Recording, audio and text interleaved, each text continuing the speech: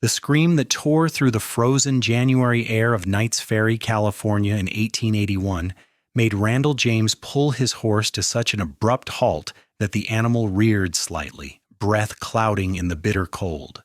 He had been riding back to his small ranch after checking his cattle when that sound, desperate and terrified, cut through the winter silence like a knife through warm butter.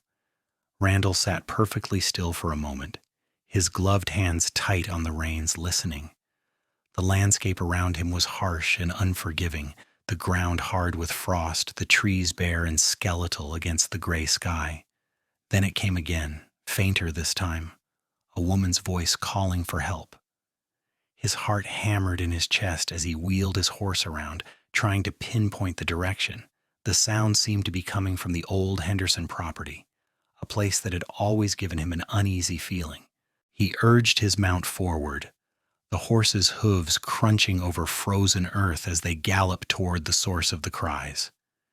As he drew closer to the Henderson homestead, a ramshackle house with peeling paint and a sagging porch, he could hear the screams more clearly now. They were coming from behind the house, near where he knew an old well stood.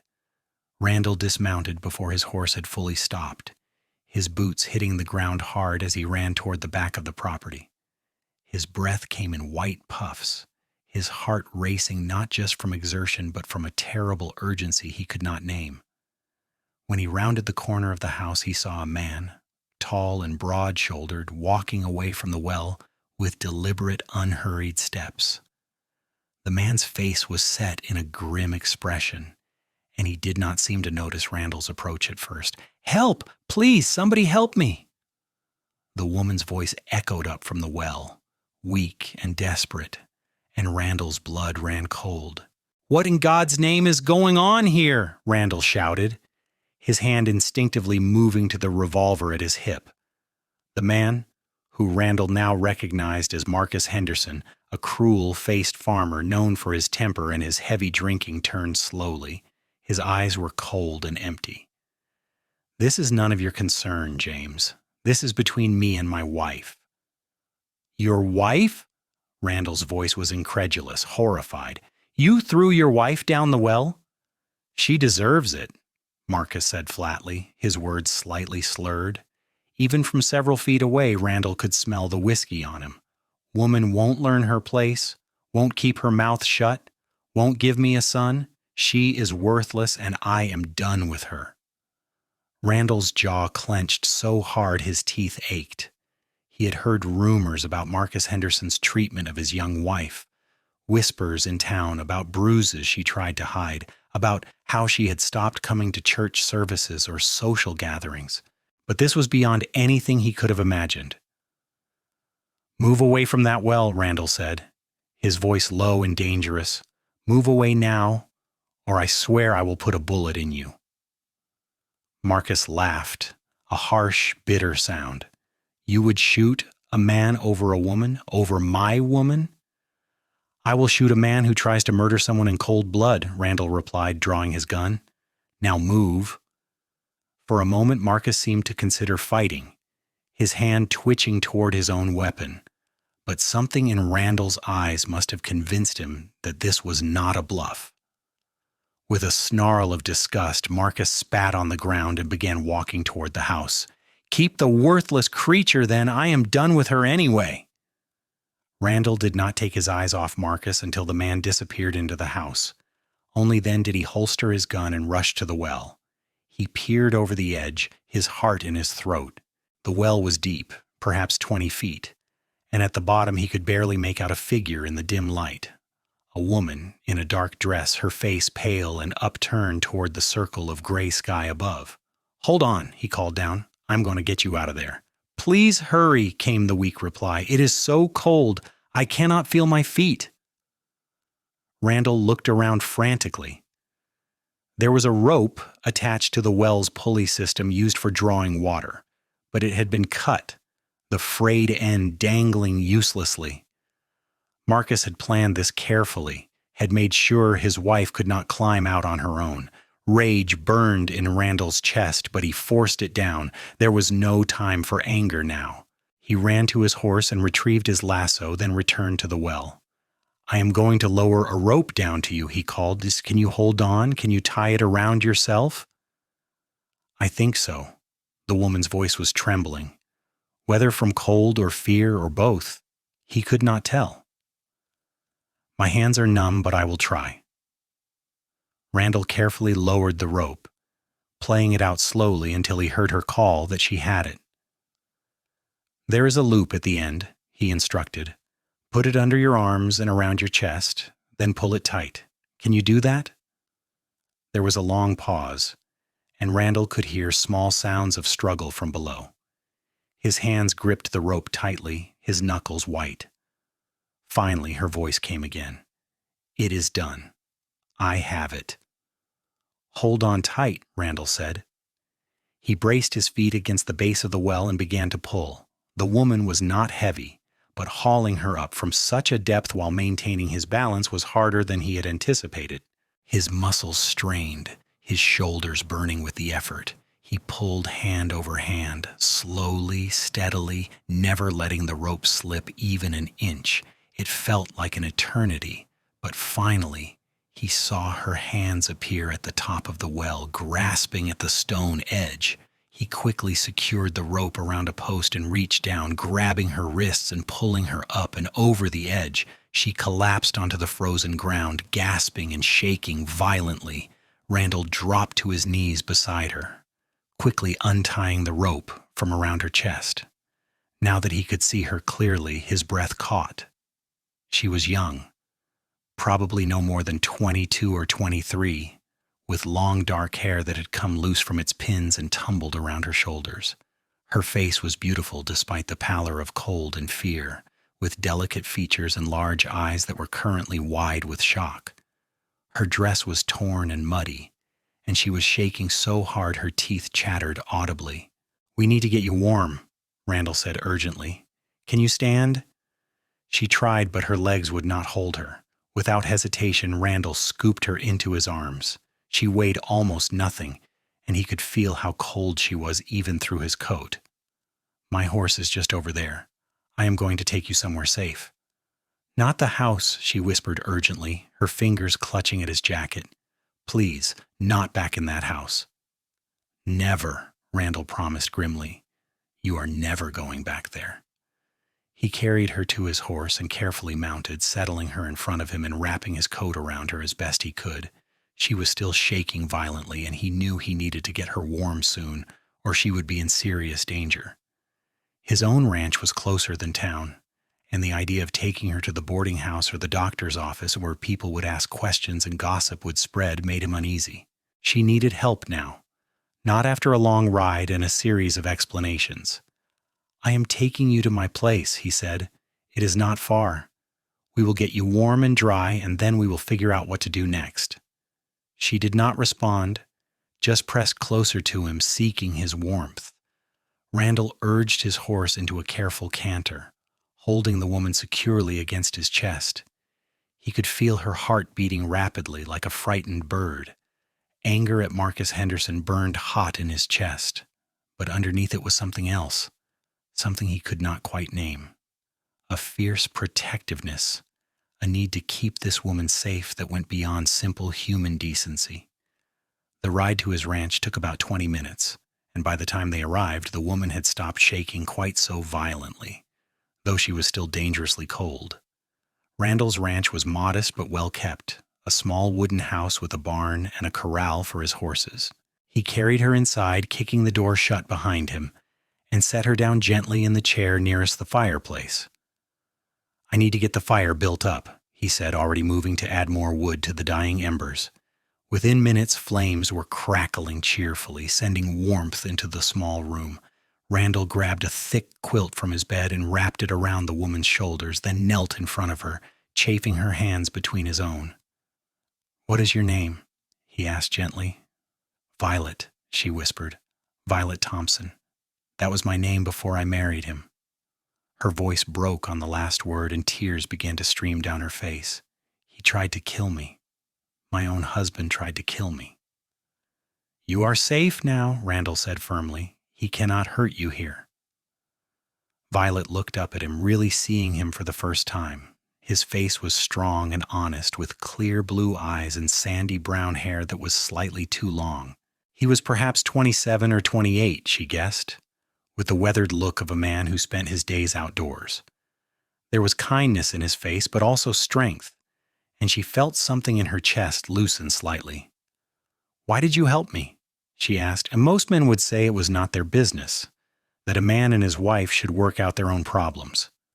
"Most men are fools," Randall said bluntly. What he did was not a marital dispute. It was attempted murder, and I would have helped anyone in that situation, but I'm especially glad I was riding by when you needed someone. He stood up and went to the kitchen area, returning with a cup of hot coffee that he must have made earlier. He pressed it into her hands. "Drink this. You need to warm up from the inside." Violet sipped the coffee gratefully, feeling the warmth spread through her chest. She was beginning to feel her fingers and toes again, though they tingled painfully. "I do not know what to do now," she admitted. "I have nowhere to go.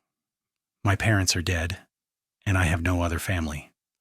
I married Marcus 3 years ago because I had no other options. I thought he was a good man at first, but after the wedding he changed. Or maybe he just stopped pretending." Randall pulled up another chair and sat down across from her. "You can stay here tonight, get warm and rested. Tomorrow we will go into town and talk to Sheriff Lawson. What Marcus did was a crime, and he should answer for it."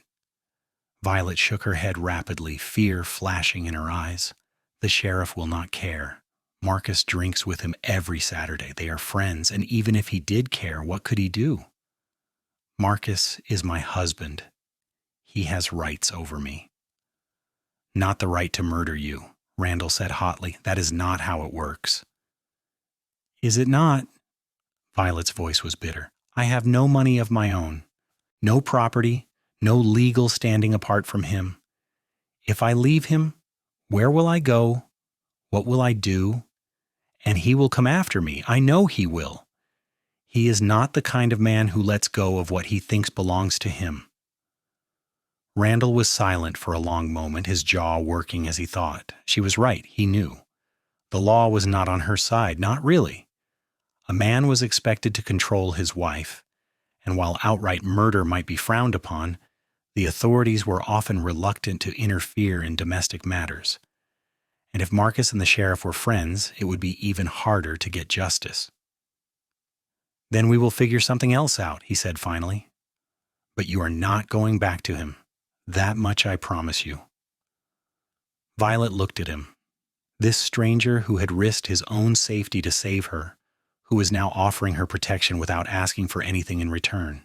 She wanted to trust him, but 3 years with Marcus had taught her to be wary of men, to look for the hidden motives, the eventual violence. "Why are you doing this?" she asked again. "You do not even know me." Randall met her eyes steadily. "Because it is the right thing to do, and because no one should have to live in fear like that. My mother, she was in a situation like yours once before she met my father. Her first husband was cruel to her when he died. She said it was like being let out of a prison. I swore then that if I ever had the chance to help someone in that kind of situation, I would, so here we are." Violet felt tears well up again, but this time they were not just tears of fear and shock. They were tears of relief, of gratitude, of something she had not felt in 3 long years, hope. "Thank you," she whispered. "I do not know how I will ever repay you." "You do not need to repay me," Randall said quietly, "and just get well and get strong. That will be enough." They sat in silence for a while, the only sound the crackling of the fire. Gradually, Violet's shaking subsided completely, and some color returned to her face. Randall made her eat some bread and cheese, insisting that she needed food as well as warmth. As the evening wore on, exhaustion began to overtake the adrenaline that had been keeping Violet upright. "You should sleep," Randall said. "You can have the bed. I will sleep out here by the fire." "I cannot take your bed," Violet protested weakly. "You can and you will," Randall said firmly. "You have been through a terrible ordeal and you need rest. I will be fine out here." Violet was too tired to argue further. Randall helped her to the small bedroom and left her alone to change out of her wet, muddy dress. He had laid out one of his shirts for her to sleep in, and she put it on gratefully, the soft flannel reaching nearly to her knees. When she emerged, Randall had his back turned, giving her privacy. "I'm going to step outside and check on the horses," he said. "You get some rest. If you need anything, just call out. I will be close by." Violet nodded and returned to the bedroom, climbing under the thick quilts. The bed was comfortable and smelled faintly of soap and wood smoke. Despite everything that had happened, or perhaps because of it, she fell asleep almost immediately, her body surrendering to the exhaustion that overwhelmed her. Randall did check on the horses, but he also walked around the perimeter of his property, looking for any sign that Marcus Henderson had followed them. He saw nothing, but that did not ease his mind. Men like Marcus did not let go easily, and Randall knew he would have to be vigilant. When he finally returned to the house, he barred the door and made sure his rifle was loaded and within easy reach. Then he settled into his chair by the fire, wrapped in a blanket, and tried to rest. Sleep came in fits and starts.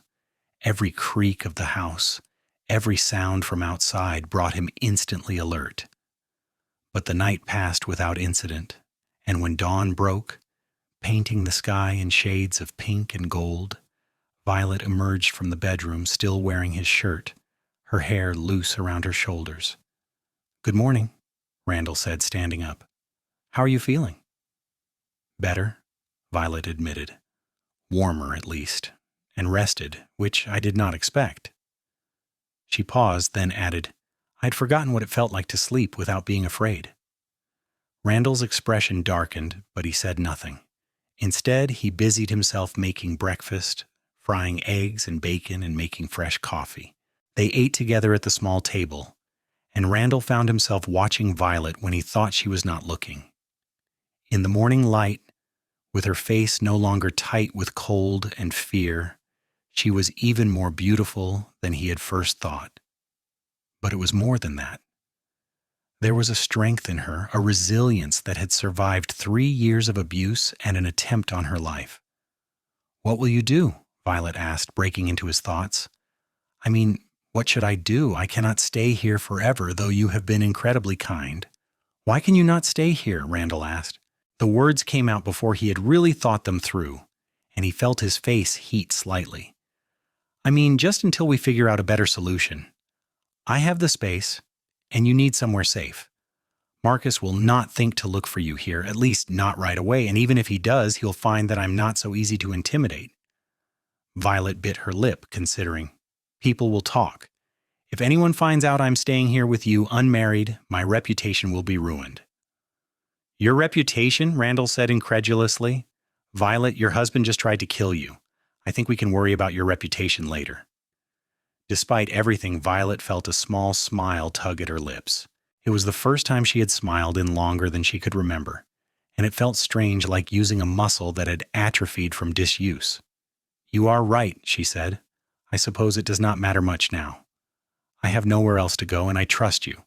I do not know why, but I do." "Then it is settled," Randall said. "You will stay here, at least for now. We will figure out the rest as we go." The next few days fell into an unexpected rhythm. Randall continued his work around the ranch, tending to his small herd of cattle and his horses, while Violet slowly began to reclaim herself. She helped around the house, cooking and cleaning, though Randall insisted she did not have to earn her keep. It was strange for both of them, this sudden domesticity, but it was not uncomfortable. If anything, Randall found himself enjoying having someone else in the house, someone to talk to in the evenings, someone whose presence made the small space feel like a home rather than just a place to sleep. Violet found herself relaxing in ways she had not been able to in years. Randall never raised his voice, never made her flinch. He was patient and kind. With a quiet sense of humor that surprised her, he treated her like a person, not a possession, and asked her opinion on things, genuinely listening to her answers. It was such a stark contrast to life with Marcus that sometimes she felt like she had stepped into a different world. One evening, about a week after the incident at the well, they were sitting by the fire after supper. Violet was mending one of Randall's shirts, her needle moving in steady practice strokes, while Randall whittled a piece of wood, making some small repair to a harness buckle. The silence between them was comfortable, companionable, and Violet found herself speaking without really meaning to. "I should have left him sooner," she said quietly. "I knew what he was. I knew he was dangerous, but I was afraid and I had nowhere to go.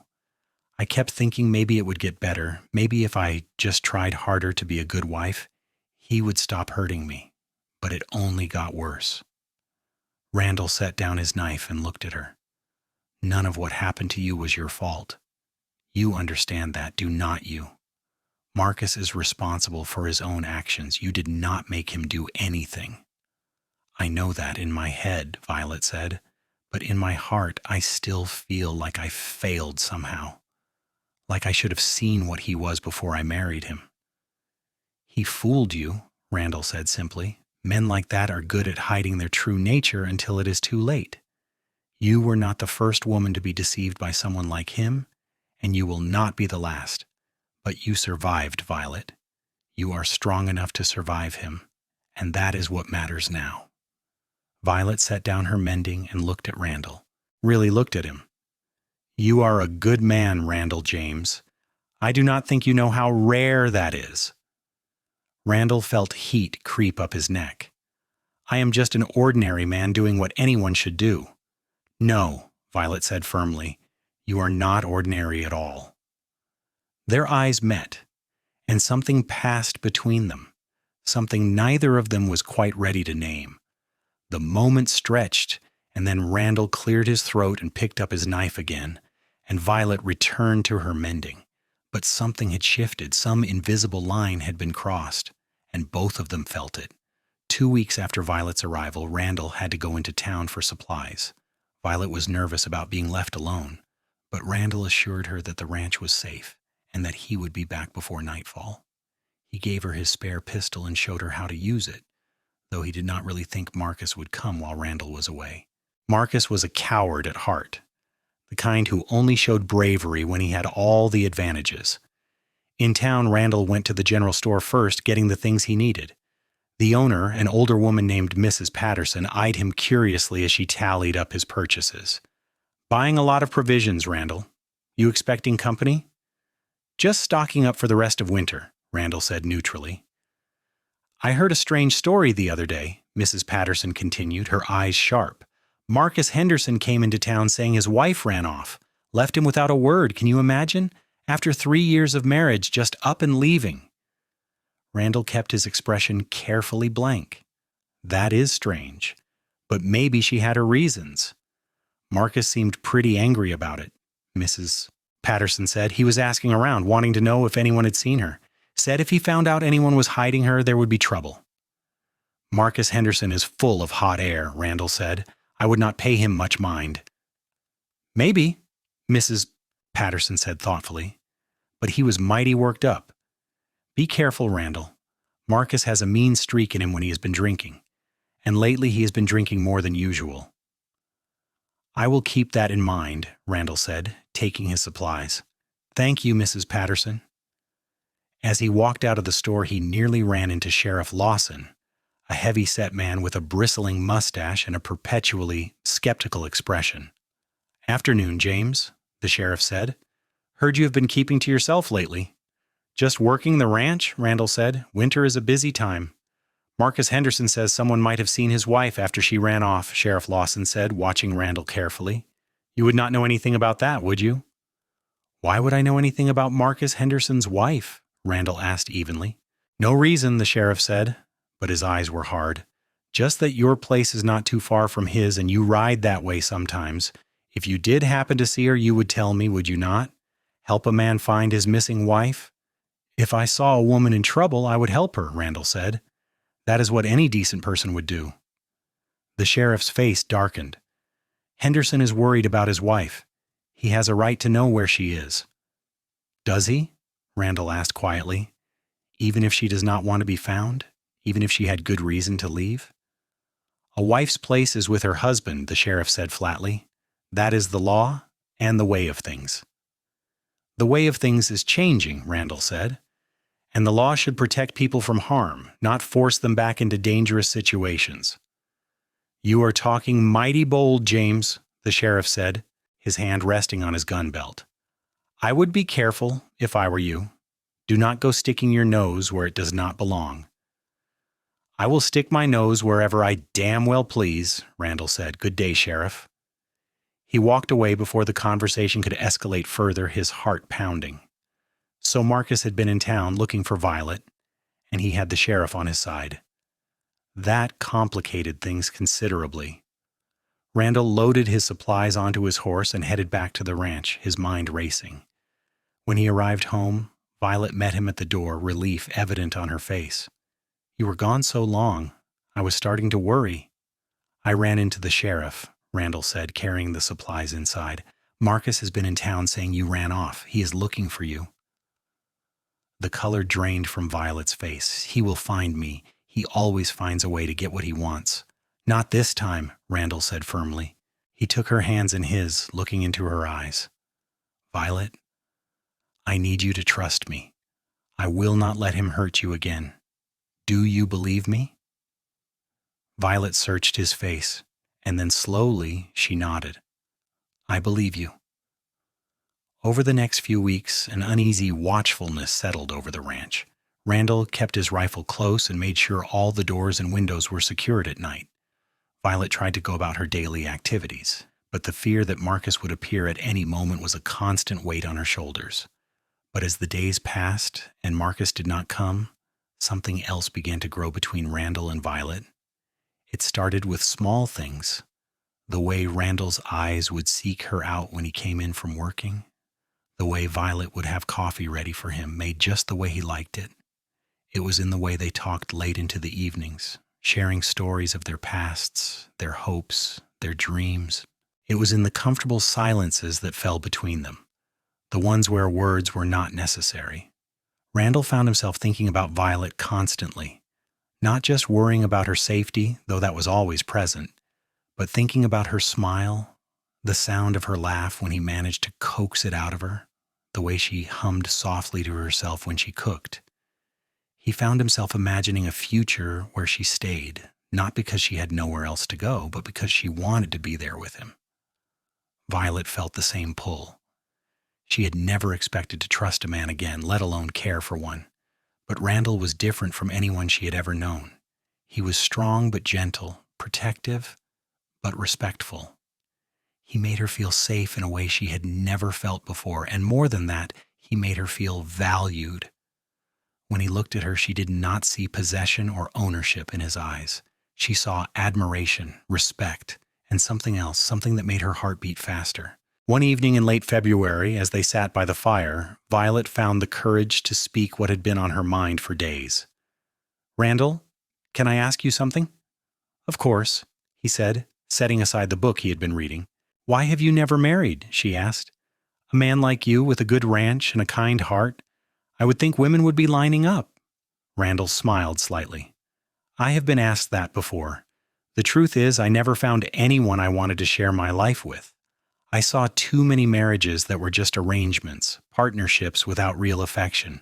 I wanted something more. I wanted what my parents had, that real connection, that deep understanding. I decided I would rather be alone than settle for less. And have you found it? Violet asked softly. That connection you were looking for? Randall looked at her, and his expression was so open, so honest, that it took her breath away. I think maybe I have, he said quietly, but the timing is complicated, and I do not want to take advantage of someone who is vulnerable. Violet understood immediately what he was saying, what he was not saying. Her heart swelled in her chest. What if the person does not feel taken advantage of? What if they feel the same way? Do they? Randall asked, his voice barely above a whisper. Yes, Violet said. I think they do. Randall stood up slowly and crossed to where Violet sat. He knelt beside her chair, taking her hand gently in his. Violet, I know this is complicated. You are still legally married to Marcus, and you have been through so much. I do not want to rush you or pressure you, but I need you to know that my feelings for you are real. I care about you not just because I want to protect you, but because of who you are. You are brave and strong and kind, and I find myself thinking about you every moment of the day. Tears welled up in Violet's eyes, but they were good tears, happy tears. I care about you too, Randall. I did not think I could feel this way again, did not think I would ever want to. But you have shown me that not all men are like Marcus, that I can trust again, that I can feel again. I do not know what the future holds or how we will navigate all the complications, but I know I want to face them with you. Randall reached up and gently wiped away a tear that had escaped down her cheek. Then we will figure it out together, he said. Whatever comes, we will face it together. He leaned in slowly, giving her time to pull away if she wanted to, but she did not. When his lips met hers, it was gentle and sweet, a promise of something more, something better. Violet felt something inside her that had been locked away for so long finally break free, and she kissed him back with all the emotion she had been holding in. When they finally pulled apart, both of them were smiling. I do not know what happens next, Violet admitted, but I'm not afraid anymore, not when I'm with you. We will figure it out, Randall promised again, one day at a time. But their peace was not to last. 3 days later, on a cold afternoon when the sky was heavy with the threat of more snow, Marcus Henderson finally came. Randall was in the barn, tending to one of his horses that had thrown a shoe, when he heard Violet scream. He dropped his tools and ran for the house, his heart in his throat. He burst through the barn door to see Marcus on his horse in the yard, and Violet standing in the doorway of the house, the pistol Randall had given her held in trembling hands. "Get away from here, Marcus," Violet was saying, her voice shaking but determined. "I am not going back with you." "You are my wife," Marcus snarled. He was disheveled and clearly drunk, swaying slightly in his saddle. "You belong to me. You are coming home, even if I have to drag you." "She is not going anywhere with you," Randall said, striding forward to stand beside Violet. "You need to leave, Henderson, now." Marcus's eyes narrowed when he saw Randall. "So this is where you have been hiding, you unfaithful whore, shacked up with another man. I knew it. I knew you were no good." "Watch your mouth," Randall said dangerously. "Violet is under my protection now. You tried to kill her, Henderson. You threw her down a well and left her to die. You have no rights here." "She is my wife," Marcus repeated, his face flushing with anger. "The law says she is mine. And you are nothing but a thief and a home wrecker. I ought to kill you where you stand." Marcus started to dismount, his hand going to his gun. But before he could draw it, the sound of approaching horses stopped everyone in their tracks. Sheriff Lawson rode into the yard, followed by 2 deputies. For a moment, hope flared in Violet's chest, but it died quickly when she saw the expression on the sheriff's face. "There is my missing wife, Sheriff," Marcus said triumphantly. "Just like I told you. James has been hiding her here all along." Sheriff Lawson looked at Randall with a mixture of disappointment and anger. "Is that true, James? You have been harboring Henderson's wife?" "I saved her life," Randall said flatly. "Henderson threw her down a well and left her to die. I heard her screams and pulled her out. She has been staying here because she has nowhere else safe to go." "That is a lie," Marcus spat. "She ran away and James took her in. Probably been carrying on with her behind my back for months." "That is not true," Violet said, stepping forward. "Randall is telling the truth. Marcus threw me down the well because I burned his supper. He said I was worthless, and he was done with me. He cut the rope so I could not climb out. He left me there to freeze and die." Sheriff Lawson looked uncomfortable. "Now, Mrs. Henderson, that is a serious accusation. Do you have any proof?" "My word should be proof enough," Violet said desperately. "Why would I make up such a thing?" "To cover up your adultery," Marcus said. "To justify running off with your lover." "Randall is not my lover," Violet said, though she felt her face heat.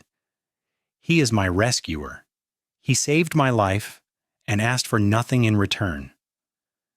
Be that as it may, the sheriff said, you are still legally married to Marcus Henderson, and the law says a wife should be with her husband. I am afraid I am going to have to ask you to go home with him, Mrs. Henderson. No, Violet said, panic rising in her voice. I will not go back there. He will kill me. I will make sure that does not happen, the sheriff said, but his tone was not convincing. Marcus, you give me your word that you will treat your wife properly from now on. Of course, Sheriff, Marcus said, a sly smile crossing his face. It was all just a misunderstanding. My wife and I will work things out. Over my dead body, Randall said, stepping in front of Violet. She is not going anywhere with him. Now, James, do not make this harder than it has to be, the sheriff said. I do not want to have to arrest you for interfering with a man's lawful right to his wife. Then arrest me, Randall said, because I am not letting you hand her over to a man who tried to murder her. The sheriff's hand moved to his gun, and the two deputies did the same. The tension in the yard was thick enough to cut. Violet felt her whole world tilting, felt the brief happiness she had found slipping away. She could not let Randall be arrested or hurt because of her. Wait, she said, stepping out from behind Randall. Wait, I will go with Marcus. Just please do not arrest Randall. He was only trying to help. Violet, no, Randall said urgently. You cannot go back with him. I have to, Violet said, tears streaming down her face. I will not let you be punished for helping me. I will not let him hurt you. How touching, Marcus said with a sneer. He dismounted and grabbed Violet's arm, roughly pulling her toward his horse. She did not resist, though Randall could see the fear in her eyes, the resignation. Randall's mind raced. He could fight, could draw his gun and try to stop this, but the sheriff and his deputies would shoot him down. He would be dead, and Violet would still end up with Marcus. There had to be another way, some other solution. Wait, he called out as Marcus was about to hoist Violet onto his horse. An idea had come to him, desperate and possibly foolish, but it was the only thing he could think of. There is another option, a legal one. Everyone turned to look at him. What are you talking about, James? The sheriff asked. Divorce, Randall said. Violet could divorce Marcus on grounds of cruelty and attempted murder. Then she would be free to make her own choices. Marcus laughed harshly. Divorce? You think any judge is going to grant a divorce based on the word of a woman who ran off with another man? There is evidence, Randall said. The well, for one. If we go back there, we will find the cut rope, exactly as Violet described. And I will testify to what I saw, to hearing her screams and finding her at the bottom of that well with Marcus walking away. Your word against mine, Marcus said, and everyone knows you have been harboring her. You have a reason to lie. Maybe, Randall acknowledged, but there are also her injuries. Dr. Graham could examine her, document the bruises and scars from years of abuse. That would be hard to explain away. The sheriff looked thoughtful. I suppose there could be an investigation, he said slowly. But in the meantime, Mrs. Henderson would still need to return to her husband. No, Randall said firmly. In the meantime, she could stay with a neutral party, Mrs. Patterson in town perhaps. She is a respectable widow, and no one could accuse her of impropriety. Violet would be safe there while the matter is investigated. That is acceptable, the sheriff said, clearly relieved to have found a middle ground. Mrs. Henderson can stay with Mrs. Patterson until we sort this out. This is ridiculous, Marcus protested. She is my wife. I have a right to her. And she has a right to due process, the sheriff said, his tone brooking no argument. This is how we are going to handle it, Henderson. You do not like it. You can take it up with the judge when he comes through next month. Marcus's face was purple with rage, but he could see he was outnumbered. Fine, he spat. But this is not over, not by a long shot. He released Violet's arm with a shove that nearly sent her sprawling. Randall caught her, steadying her, and then helped her onto his horse. I will take her to Mrs. Patterson's myself, he told the sheriff. See that you do, the sheriff said. And James, do not try anything foolish. I will be watching. Randall nodded and mounted his horse behind Violet. He could feel her trembling as they rode away, the sheriff and his deputies following at a distance to make sure they went straight to town. Marcus stayed behind, but Randall could feel his eyes burning into his back the entire way. When they reached Mrs. Patterson's boarding house, the older woman came out to meet them, her face creased with concern. The sheriff explained the situation, and Mrs. Patterson's expression grew thunderous. "Marcus Henderson tried to kill her," she said, her voice rising, "and you are only now deciding to investigate?" "It is a complicated situation, madam," the sheriff said uncomfortably. "It seems pretty simple to me," Mrs. Patterson said tartly. "But fine. The girl can stay with me. Lord knows she looks like she needs a safe place." Randall helped Violet down from the horse, and she clung to his hand for a moment. "Thank you," she whispered him, "for everything." "This is not over," Randall said quietly. "I'm going to make sure you get free of him, Violet. I promise you that." "I know," she said, and there was trust in her eyes that made his heart ache.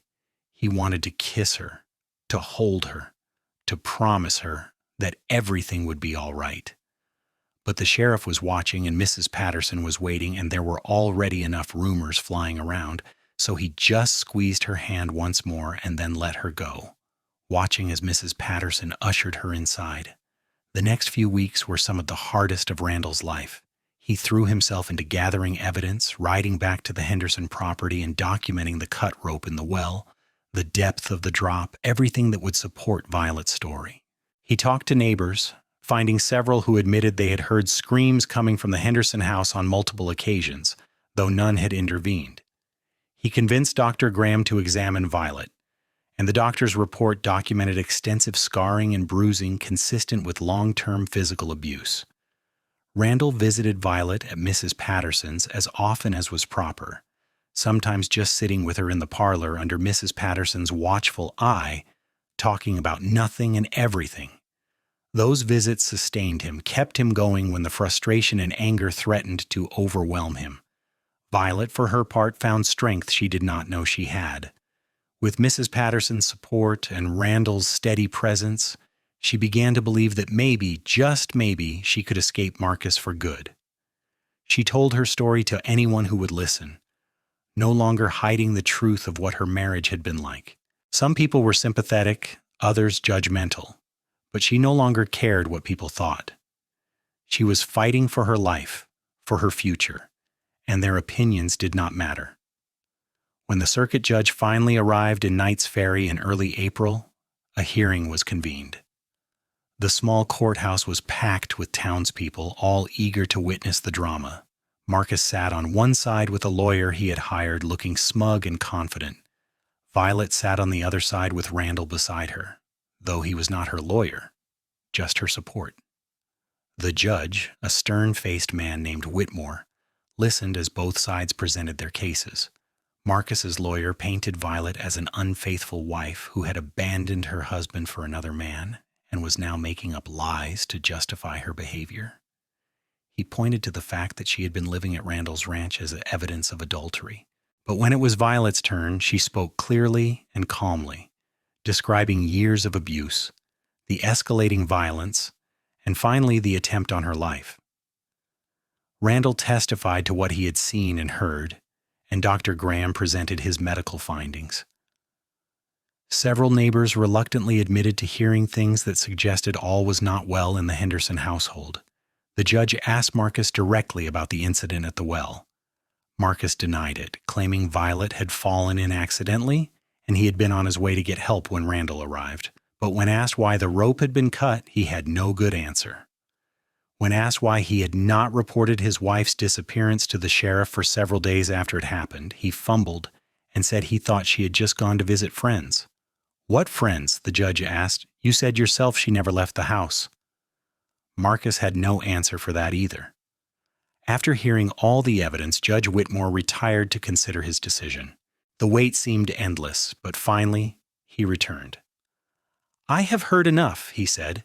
"It is clear to me that this marriage has been marked by violence and abuse. Mrs. Henderson's testimony is credible and is supported by physical evidence and witness statements. Mr. Henderson's testimony, on the other hand, is inconsistent and unconvincing. Therefore, I am granting Mrs. Henderson a divorce on grounds of cruelty. Furthermore, I am recommending that Mr. Henderson be investigated for attempted murder, though that is a matter for the criminal courts to decide." The courthouse erupted in noise. Marcus lunged to his feet, shouting curses, but the sheriff and his deputies restrained him. Violet burst into tears, but they were tears of relief, of joy, of freedom. Randall put his arm around her shoulders, and she leaned into him, her whole body shaking. "It is over," he murmured. "You are free, Violet. You are finally free." After the hearing, Marcus was taken into custody pending trial for attempted murder. With the judge's ruling in hand, the sheriff had no choice but to arrest him. Violet watched him being led away in chains, and she felt nothing but relief. The man who had terrorized her for 3 years no longer had any power over her. Mrs. Patterson invited Violet to continue staying at the boarding house, but that evening, Randall came to call. He asked Mrs. Patterson if he could speak to Violet privately, and the older woman, who had a romantic streak despite her stern exterior, agreed. They walked in the small garden behind the boarding house, the evening air sweet with the scent of early spring flowers. "You are free now," Randall said, "and truly free. You can do anything you want, go anywhere you want." "I know," Violet said. She stopped walking and turned to face him. "And what I want is to be with you. If you will still have me." "Still have you?" Randall said, his voice rough with emotion. "Violet, I have been counting the days until I could ask you properly. I did not want to while you were still married, even though we both knew that marriage was a sham. But now I can ask you the way I have wanted to for months." He took both her hands in his, looking into her eyes. "Violet Thompson, will you marry me? Will you share my life, my ranch, my future? I love you. I think I started falling in love with you the moment I pulled you out of that well, and every day since then has only made me more certain. I want to spend the rest of my life making you happy, making you feel safe and loved and cherished. Will you marry me?" Violet felt tears stream down her face, but she was smiling so wide it almost hurt. "Yes," she said. "Yes, Randall James. I will marry you. I love you too. You saved my life in more ways than one, and I cannot imagine spending my future with anyone else." Randall pulled her into his arms and kissed her, and this time there was no hesitation, no holding back. They kissed like two people who had fought their way through darkness and finally found the light, like two souls who had found their home in each other. They were married a month later, in a simple ceremony at the church in Knight's Ferry. Mrs. Patterson stood up with Violet, and several of Randall's friends from neighboring ranches stood up with him. It was a small gathering, but it was filled with genuine warmth and happiness. Violet wore a new dress that Mrs. Patterson had helped her make, a soft blue that brought out her eyes, and Randall wore his best suit, his hair neatly trimmed for the occasion. When the minister pronounced them husband and wife and Randall kissed his bride, there was not a dry eye in the church. Everyone present knew what they had been through, and seeing them finally get their happiness was a powerful thing. The trial of Marcus Henderson took place 2 months later. The evidence against him was overwhelming, and he was found guilty of attempted murder. He was sentenced to 20 years in prison, and Violet felt a weight she had been carrying for so long finally lift from her shoulders. He could not hurt her anymore. He could not hurt anyone anymore. Life on the ranch settled into a rhythm that was everything Violet had dreamed of but never thought she would have. She and Randall worked side by side, building their life together. They expanded the ranch, adding more cattle and horses.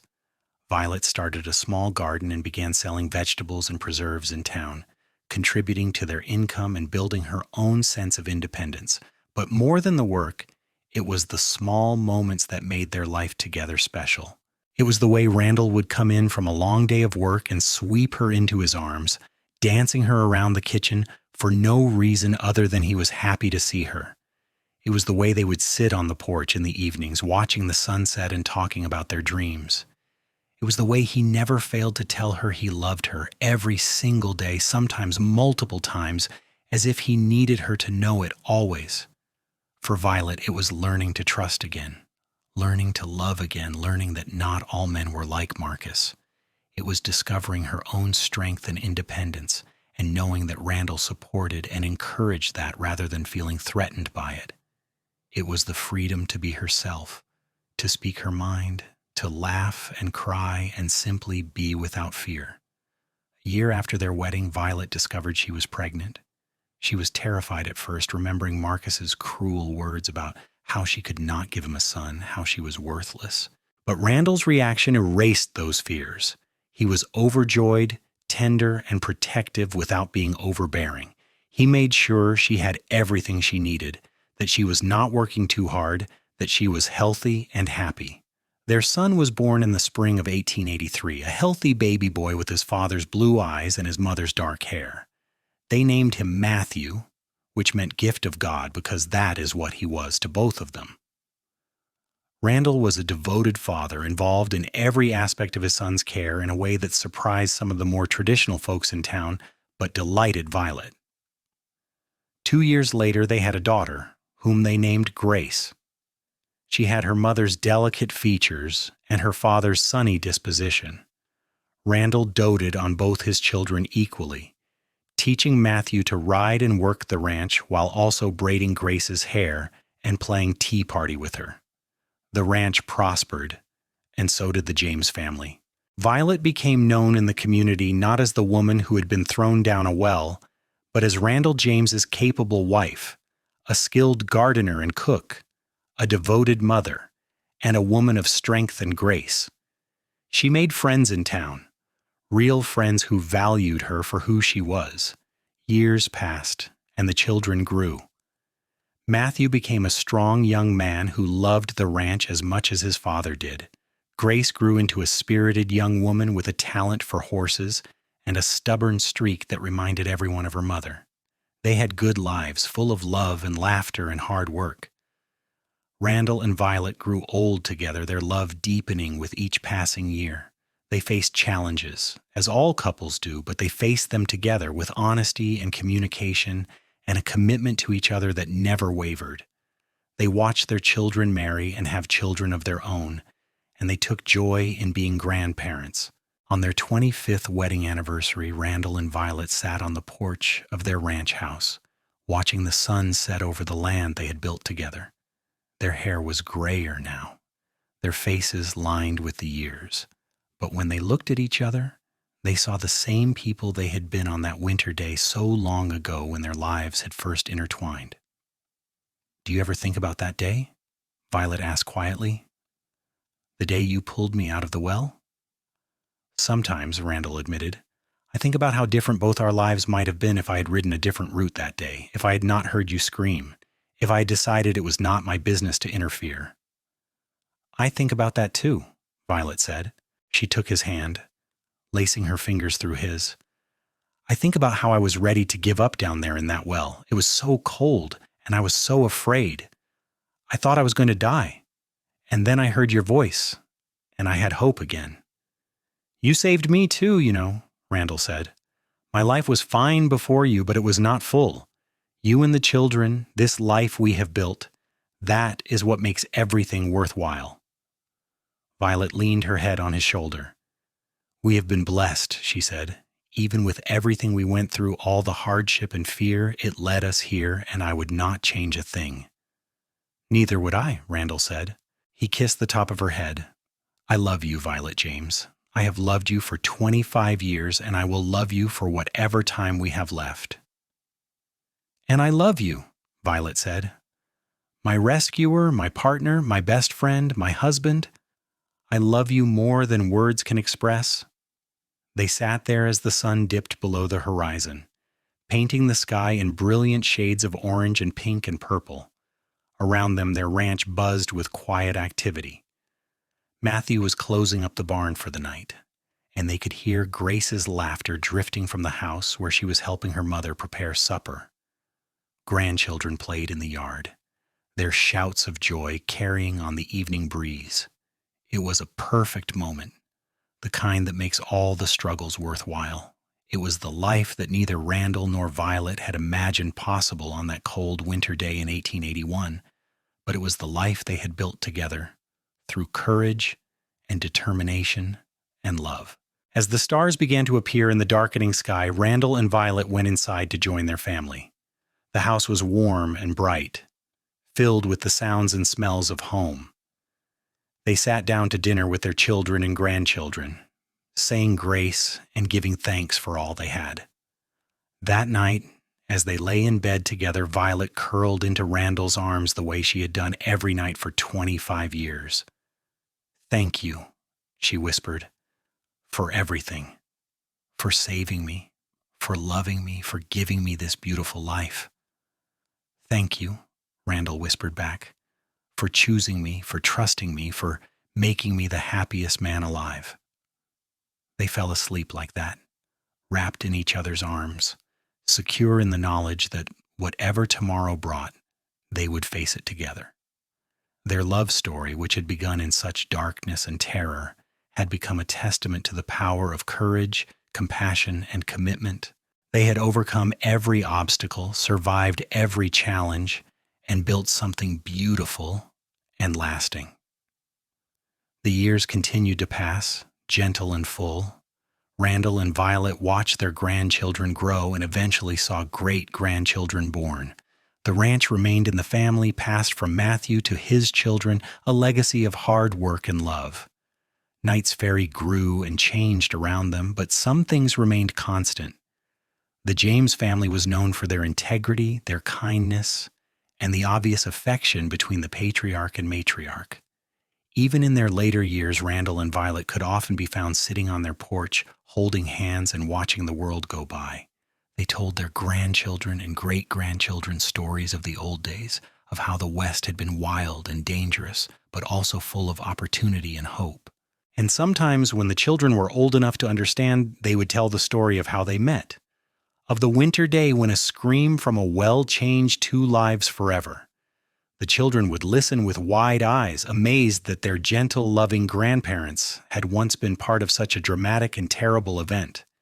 But the story always ended the same way, with Randall pulling Violet from the darkness into the light, with love triumphing over cruelty, with two broken people finding wholeness in each other.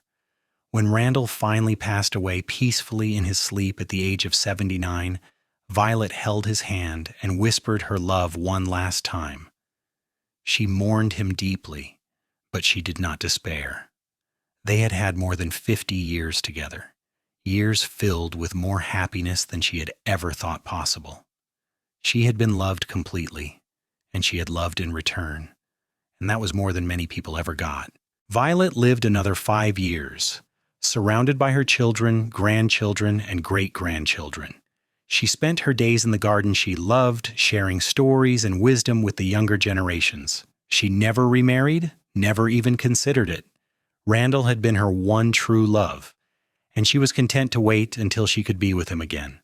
On a warm spring morning, Violet Thompson James passed away quietly in her sleep, a peaceful smile on her face. Her family mourned her loss but celebrated her life, the incredible journey she had taken from a terrified woman at the bottom of a well to a beloved matriarch of a large and loving family. At her funeral, her children spoke of her strength and kindness. Her grandchildren spoke of her wisdom and humor, and everyone spoke of the love between her and Randall, a love that had been evident in every gesture, every glance, every word between them. It was a love that had not only saved them both, but had rippled outward, creating a family built on respect, affection, and unwavering commitment.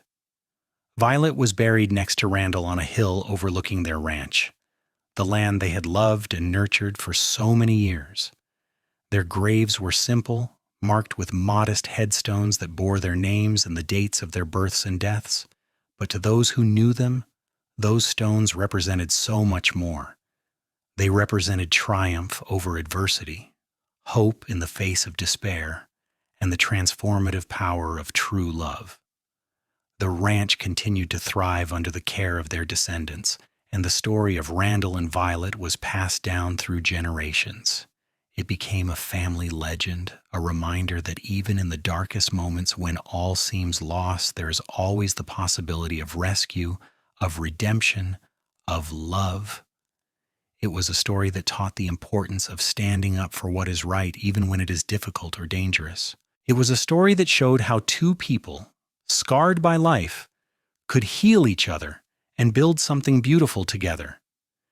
In Knight's Ferry, where their story had unfolded, the old well on what had been the Henderson property was eventually filled in and forgotten. But the memory of what happened there, of the evil that had been attempted and the good that had triumphed, lived on. The town had grown and changed, but some of the older residents still remembered the Jameses, still told stories about the couple whose love affair had begun with a rescue and had lasted a lifetime. The James Ranch remained a landmark in the area, a symbol of what hard work, dedication, and love could build. Visitors sometimes came, wanting to hear the stories, wanting to see where such an incredible love story had played out. And the family always welcomed them, always shared the tale, always emphasized the lessons it taught about courage, compassion, and the enduring power of love.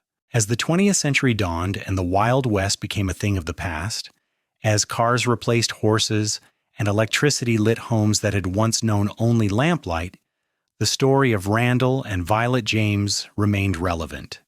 It was a reminder of a time when life was harder but perhaps simpler, when right and wrong seemed more clear-cut, when love was tested by real challenges and proved its worth through endurance.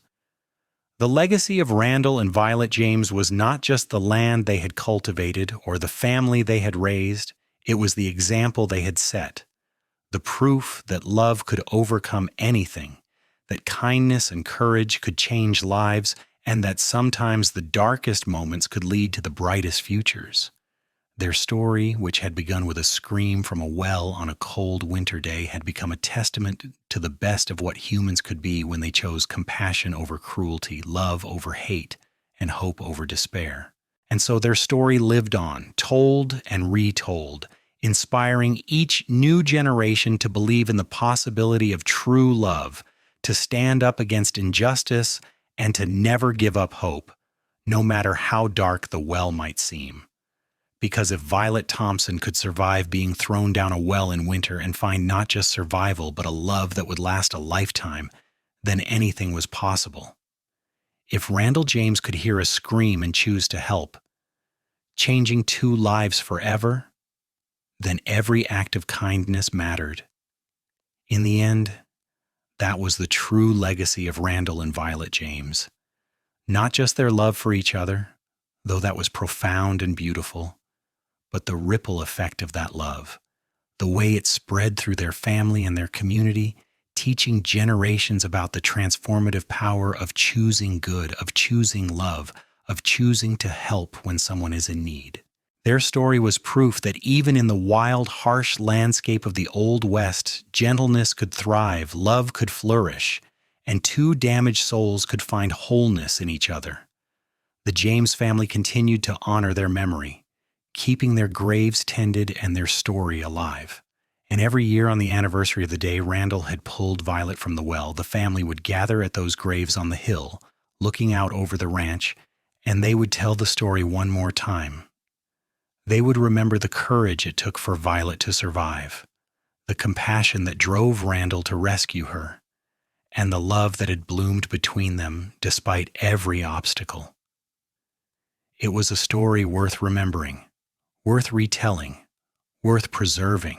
It was a story of the Wild West, but it was also a timeless story, one that transcended its setting and spoke to universal truths about human nature, about the capacity for both cruelty and kindness, about the choice everyone faces between being someone who hurts or someone who helps, someone who destroys or someone who saves.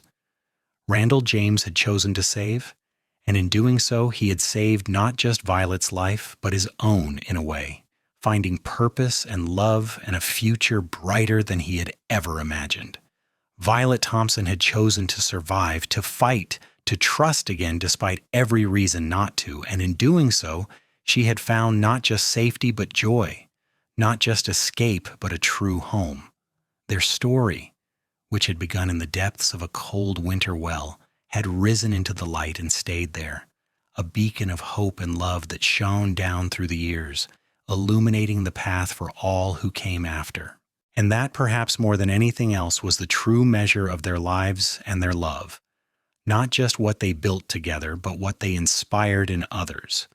The belief that no matter how deep the darkness, there is always the possibility of rescue, of redemption, of love.